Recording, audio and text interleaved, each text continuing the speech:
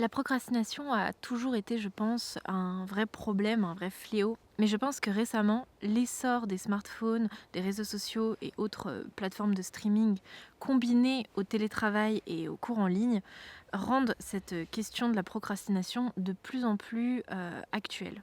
La question que tout le monde se pose étant bien entendu comment réussir à arrêter de procrastiner.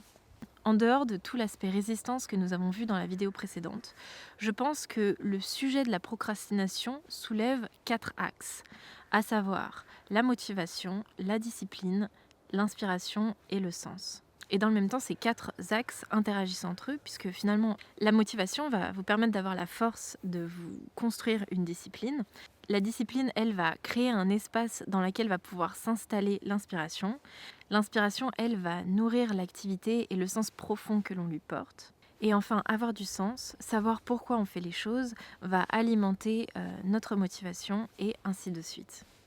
Donc dans cette vidéo, je vais commencer par un premier point qui est la motivation. Toute ma vie, j'ai toujours eu beaucoup de mal avec cette notion de motivation parce que autant je suis très réactive, très touchée par la motivation, ça veut dire que dès que j'ai envie de faire quelque chose, je suis vraiment possédée. Sauf que du coup, la motivation était tellement efficace quand je l'avais, que dès qu'elle commençait à s'estomper et que d'un seul coup tout redevenait vraiment dur à faire, j'avais tendance à tout de suite me décourager. Parce qu'en fait, je me disais que si j'avais plus de motivation pour le projet, c'est que au fond, quelque part, je n'avais plus envie de le faire. Au fond, c'était faux, mais j'arrêtais quand même le projet avec toujours cet arrière-goût d'échec et de culpabilité qui est un des symptômes typiques de la résistance.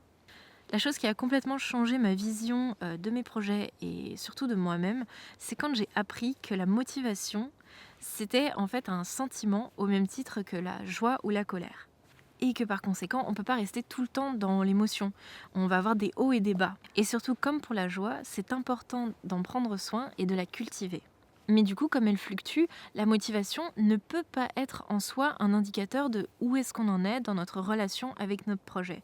Et encore plus important, il faut bien comprendre que notre état de base, en fait, c'est ne pas être motivé. C'est bête, mais vous voyez, c'est ce genre de truc que j'aurais aimé qu'on m'explique à l'école. Bref, donc aujourd'hui, je préfère considérer la motivation plutôt comme un booster, une sorte de booster court terme qui nous permettrait de nous préparer au marathon long terme, qui est réellement en fait la vie d'un projet. Pour préserver un maximum du coup l'énergie de cette motivation, ce que je fais, c'est que je l'utilise intelligemment. C'est-à-dire que je vais utiliser le booster pour m'organiser, ranger et en fait faire en sorte que l'activité soit le plus facile à faire lorsque justement je n'ai pas de motivation. Ah oui, non, et surtout, en fait, j'utilise ce boost pour faire le truc le plus dur et le plus chiant du projet. Je garde toujours en tête que si là, c'est dur à faire avec la motivation, ce sera quasiment impossible à faire sans, et donc souvent, je m'y mets vraiment sans broncher. De ce que j'ai pu lire, que ce soit en biologie ou en psychologie ou autre, j'ai l'impression que personne n'est vraiment d'accord sur d'où provient réellement la motivation. Mis à part l'explication observable que la chimie de notre cerveau est faite pour nous apprendre les comportements vitaux et les comportements sociaux via la récompense et la punition, et que dans ce cadre-là, la motivation, c'est finalement lorsque l'on désire une récompense ou que justement on veut éviter une punition. Mais en dehors de cela, aucune science n'est réellement d'accord sur d'où proviendrait la motivation, ou même qu'est-ce que c'est réellement. Elle est souvent simplement définie comme une réserve d'énergie.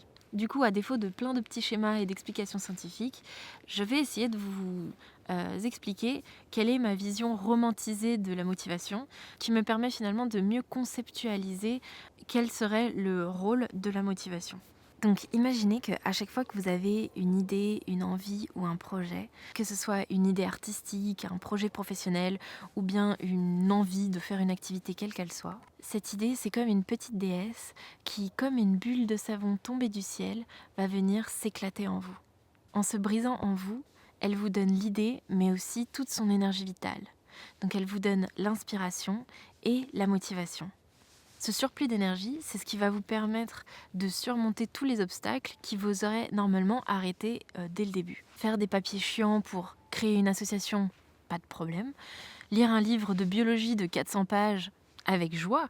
Réorganiser tout mon salon pour installer mon nouvel atelier, une partie de plaisir. Parce qu'à ce moment-là, La petite déesse, que j'appelle aussi la muse, vous a donné toute son énergie pour vous permettre de gravir toutes les montagnes si c'est pour son idée. Et puis, petit à petit, son énergie s'épuise. Elle ne vous permet plus de surmonter la résistance comme elle le faisait avant. Et le projet tombe au point mort. À ce moment-là, si la discipline n'a pas remplacé la motivation, il y a de fortes chances pour que ce projet ne rencontre jamais sa finalité. Oh waouh! Il s'est mis à faire nuit d'un seul coup, j'ai pas vu la nuit tomber. Ok, bref, du coup, profiter de ce temps de grâce pour développer sa discipline, c'est vraiment primordial. Parce qu'en fait, c'est cette discipline et ces bonnes habitudes qui vous porteront tout le reste du chemin, en fait. J'aime bien cette idée de personnification de la muse parce que justement, je me sens un peu responsable de cette idée. Je me dis que la muse, elle a sacrifié sa vie pour me la donner et je me sens finalement quelque part responsable, redevable de l'honorer. Mais je pense que je reparlerai beaucoup plus en détail de cette métaphore de la muse dans la vidéo sur l'inspiration. Il y a quand même quelque chose que je fais pour cultiver cette émotion de la motivation. C'est que au tout début, quand l'idée vient d'exploser en moi, je prends une feuille et un crayon et en fait, je vais noter dedans tout ce que je ressens, toutes les visions que j'ai et vraiment toutes les sensations qui me traversent.